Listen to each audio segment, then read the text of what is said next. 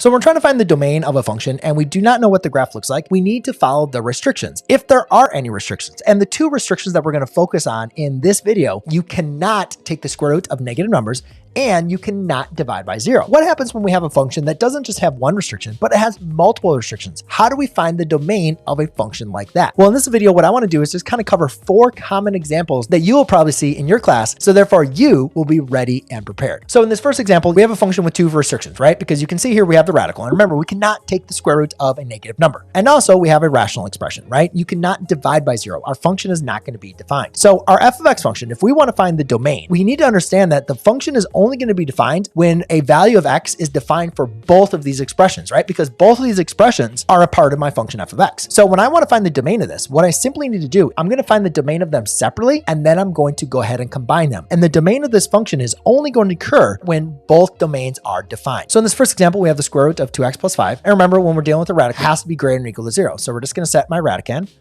greater than or equal to 0. And then what I'm simply going to do is just use my inverse operations to go ahead and solve. So therefore, when I subtract 5 on both sides, and then I'll go ahead and divide by 2. So x has to be greater than or equal to a negative 5/2. Now, again, just to kind of understand this again, I'm going to go back and write this on a number line because I like to kind of visually understand what exactly I'm doing here. So we can just say here's a, negative 5/2. You could rewrite that as a mixed number if you wanted to, but for a little context, let's put 0 to the right? All positive numbers are going to the right. This says all x values that are greater than or equal. So therefore we're going to fill that in, and that's going to go ahead and go to the right-hand side. Now let's go and take a look at this function. Here we have 5x plus 2 in the denominator. And remember, we can't divide by 0. So we want to find the values that make my denominator equal to 0. And those are the values that are not going to be defined in my domain. So again, just go ahead and use your inverse operations, right? Subtract 2 on both sides, and then we're going to divide by 5 on both sides. So I get x equals a negative 2/5. Now again, I don't have any other restrictions on this function. So therefore my domain is going to be all real numbers except x cannot equal a negative 2/5. And if you remember how we graph that is basically say, all right, here's a negative 2/5. It's an open circle, right? It's not defined, but that's the only number where it's not defined. That's the only number it cannot be in my domain. So I'm not going to write my domain yet. All I want you to see is the graphical representation of each of these domains. Because again, remember when we're dealing with finding a function that has more than one domain, what we need to do is we need to combine these two domains. We need to put them on the same set of axes. And the domain of my function f of x is going to be the intersection of these two domains. If a function is defined for one, but it's not defined for the other, it's not going to be defined overall. It has to be defined for both of those expressions. So let's go and start with, kind of graphing this. As far as on a scale goes, I'll kind of put this as a 0 and I'll do 1, 2, 3. So that'd be like -1, -2, -3. Now 2 divides into 5, right? That's gonna be 2 times with a remainder of 1/2. So you could really rewrite this as a -1/2, right? And therefore you can put it as a decimal equivalent, as well, if you wanted to just kind of figure out where it should be, but it should be right, somewhere right around in there. Okay. And again, we're just going to regraph this on this new axis here. Now, rather than using the dashed lines, I'm just going to use a line above that. And again, you'll see why I'm doing that. So we can kind of easily see where these two graphs are going to intersect. Then I have a negative 2/5, which again, 2/5 is less than 1, right? So since it's negative, it's going to be somewhere inside of here. And again, it doesn't need to be exact, guys. We just know though, it's an open circle. Now, again, remember this graph is expanded to the right as well as to the left. So now we look at this graph and we need to understand, well, where are both of these two graphs going to be defined, right? We got to look at where their intersection, where both of them are defined. And what I want you to see is they're both defined between here and here, right? You can see they have my 2 lines, as well as defined between here and here. If I want to write the domain now using interval notation, I'm just going to write the interval from here to here, which is going to be a -2/2. So, or I can write this as a -5/2. So -5/2. And that's going to go all the way over to a -2/5. Now, -2/5 though is not defined. So therefore I'm going to use a parenthesis, right? You can see the difference here, defined bracket, undefined parenthesis. And then it looks like it's going to be from -2/5 all the way over to infinity. So therefore I have a -2/5 comma infinity. And then if you want to connect them, we can go ahead and use our union symbol. All right, in this example, you might say, oh, well, there's 2 radicals. So there's going to be 2 restrictions, right? We have a radical in our numerator. Can't divide by a negative number, right? So that's going to be greater than or equal to 0. And then we have one in the denominator, right? That has to be greater than or equal to 0. I'll just go ahead and find those and combine them. I'm done, right? But there's one thing I mentioned. I said denominator. And again, when you see the denominator or you mention denominator, that should be thinking in your brain like, oh crap, I cannot divide by 0. So we actually have 3 restrictions in this problem. We have our numerator, right? We have this radical, has to be greater than or equal to 0. We have this radical, has to be greater than or equal to 0. But since it's in the denominator, it can't equal 0. But to save ourselves a little time and not make the math more work than it needs to be, what I'm going to do is I'm actually going to combine the last 2 restrictions into one last problem. Now, the first restriction into my numerator, I can't really combine that. I know that x plus 2 has to be greater than or equal to 0. Now in my denominator though, let's just kind of follow the same thought process. I know you cannot take the square root of a negative number, right? So I'm going to say 6 minus 2x has to be greater than or equal to 0. But notice that it's in the denominator. It can't equal 0 because if it's equal to 0, the square root of 0 is 0. So this function is not defined for 0. So a quick simple fix, rather than actually setting this equal to 0 and then solving, which is just more work of the same stuff, all we simply need to do is just change the restriction. Instead of saying it has to be greater than or equal to 0, we're just going to say 6 minus 2x is greater than 0. So now, just like the last example, I'm going to use my inverse operations to solve for x, and then I'm going to go ahead and graph each of these domains and then combine them to find the domain of g of x.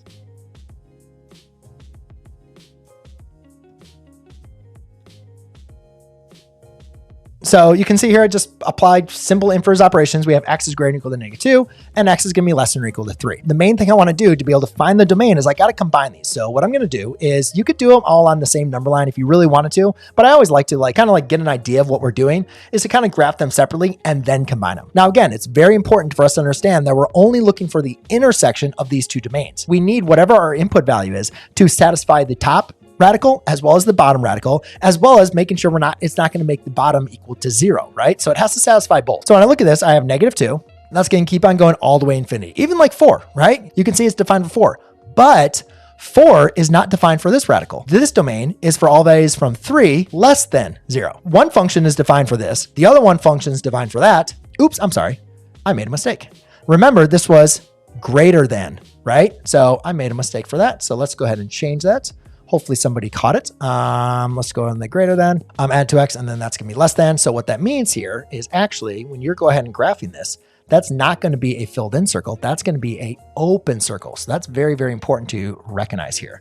So I do apologize for that. Open circle going that way. Okay, now it all fixed up. But I want you to see now, where's the intersection? The only intersection between these two values is gonna be at -2, right? Because -2 is defined here and defined there.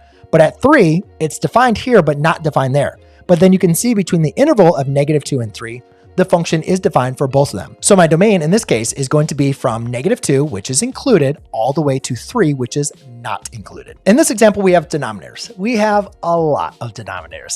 So what we simply want to do is just kind of focus on actually each denominator kind of going separately. Because again, we don't have any radicals here. There's no restriction on this function in the numerator. All I simply need to do is for every denominator, I need to set it equal to 0 because those are going to be the values that makes my denominator equal to 0. So let's just do a quick recap of all of the denominators. It's kind of like that one problem, remember, where you're like, how many triangles is in the picture? So we have this one, we have this one, and then we have this big fraction bar right here. So for each one of these, we're going to set them each equal to 0. And then those are going to be values that are not in the domain. The first denominator here, we have x is equal to 0. That's not in the domain. Easy. This one, we have a 3x minus 4 is equal to 0. Whatever those values are not going to be in the domain. And then last, the big one is a 1 over x minus a 1 over 3x minus 4 is equal to 0. This one's going to take a little bit more work, but no worries. We can go ahead and figure this out. Okay, so this one's kind of done for us. We're good there. Here, we'll just go ahead and use our inverse operations and solve for x. And we do that, we get x equals 4/3. Now in this one, how do we solve for x? Well, there's a couple different ways we could definitely do it. I would just say in this case, I could add this over to the other side. And what that's going to do is that's going to create now a proportion. And when I have a proportion, I can use the cross product. So therefore I have now a 1 over x equals a 1 over a 3x minus 4. And if you remember, we're doing the cross product, you could basically multiply here, numerator times denominator and numerator times denominator. So what that's going to give me now is a 3x minus 4 is equal to an x, right? So now I can just go ahead and solve. So I'll subtract an x on both sides and I get a 2x minus 4 is equal to a 0. Now just go ahead and use my inverse operations to solve. Okay, so now we have 3 values that are not within the domain. X equals 0, x equals 4/3, and x equals 2. So now we're just going to go ahead and graph them on a number line. So we want to make sure that these look like they're kind of close to each other. So I'm going to go ahead and try to space them out. So we have 0.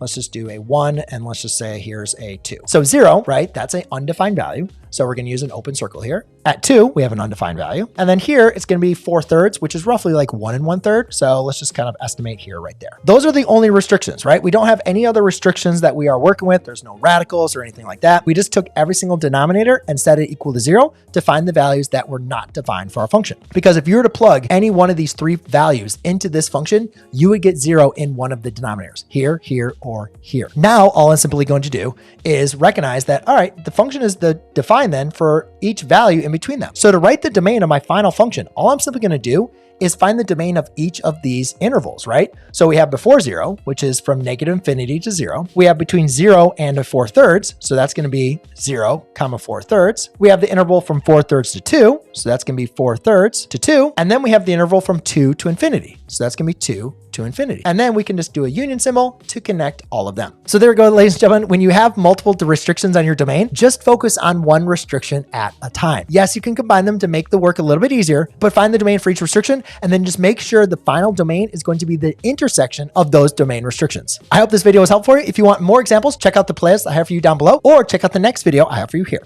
Cheers.